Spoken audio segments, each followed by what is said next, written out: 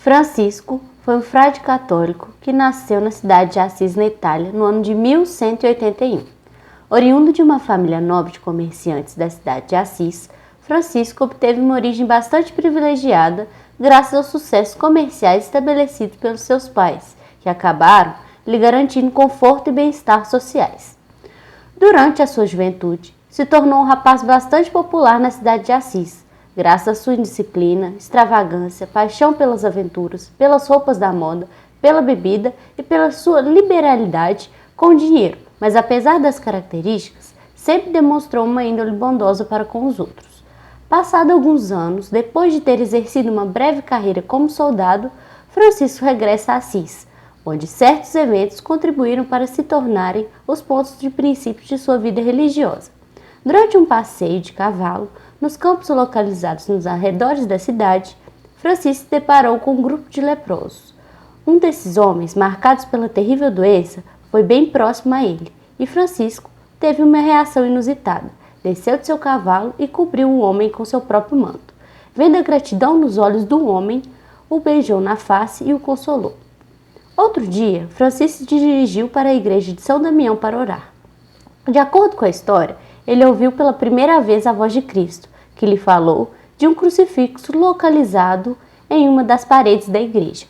A voz lhe pediu para que reconstruísse a sua igreja, que se reencontrava em ruínas. Comovido pelo pedido, Francisco retornou imediatamente para sua casa, recolheu diversos tecidos caros da loja de seu pai e vendeu a baixo preço no mercado da cidade. Retornando ao local de onde tivera sua visão, entregou o dinheiro ao padre, informando para que restaurasse a igreja em ruínas. Sabendo desse evento, o seu pai ficou furioso e perseguiu o filho pela cidade, desejando que o mesmo fosse punido. Com medo de seu pai, Francisco se refugiou ao bispo de Assis.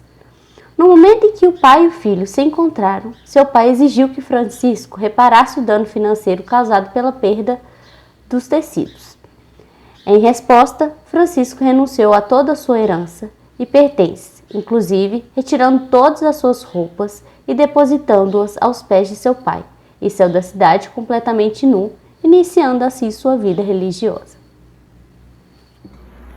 Compreendendo o sentido literal da mensagem que o crucifixo de São Damião havia lhe dado, Francisco iniciou a reforma da igreja onde ela se localizava, trabalhando como pedreiro. Além dessa reforma, Francisco também iniciou o trabalho de evangelização em Assis e seus arredores, conseguindo assim converter outras pessoas para uma vida simples e de total devoção a Cristo. Uma das pessoas que decidiram seguir esse estilo de vida foi Clara, moça também oriunda de uma família rica de Assis.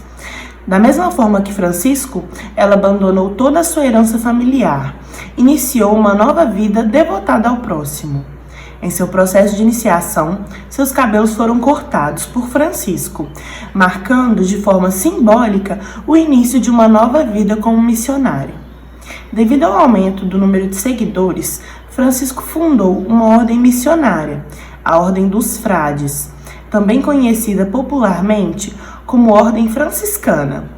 Dentre as regras dessa ordem, os seus membros necessitariam de fazer votos de pobreza, castidade e devoção a Cristo. Além dele, Clara também fundou o ramo feminino da ordem, a Ordem das Clarissas, cujas regras eram similares ao do ramo masculino.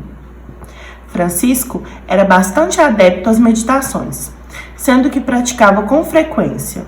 Em uma delas, viu a figura de um homem com 6 asas, semelhante a um serafim, e pregado a uma cruz. Durante essa visão, ele se sentiu abrindo em seu corpo feridas localizadas em ambas as mãos, pés e peito, tornando uma imitação do próprio Cristo crucificado.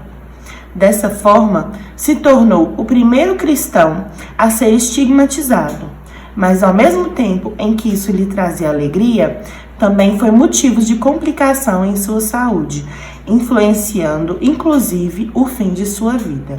Graças à influência de seus estigmas, a sua saúde se deteriorou ao longo dos anos. No final de setembro de 1226, Francisco, sentindo a morte se aproximar, retornou a Assis, onde pôde se despedir de Clara e as irmãs Clarissa, além de seus irmãos franciscanos. Em seu leito de morte, cercado dos seus amigos após uma vida de total devoção a Cristo, faleceu no pôr do sol de 3 de outubro de 1226.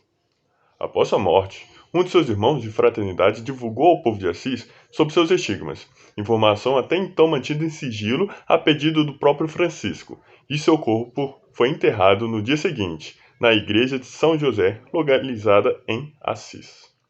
Graças às histórias contadas pelos franciscanos, além do povo de Assis, em menos de 2 anos após sua morte, o Papa Gregório IX foi ao local de sua sepultura para canonizá-lo.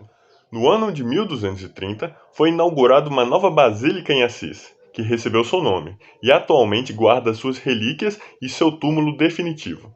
Graças ao seu exemplo, além de seus trabalhos realizados como missionário e evangelizador, a história de São Francisco se espalhou para todos os lugares do mundo, tornando-o um dos santos mais queridos e venerados do cristianismo.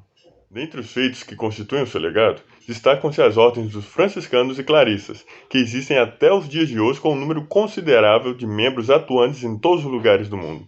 Além disso, houve também a titulação de diversas cidades em vários países do mundo com o seu nome, e, mais recentemente, a escolha do nome papal do cardeal argentino Jorge Mário Bergoglio, quando foi eleito em março de 2013 como sumo pontífice.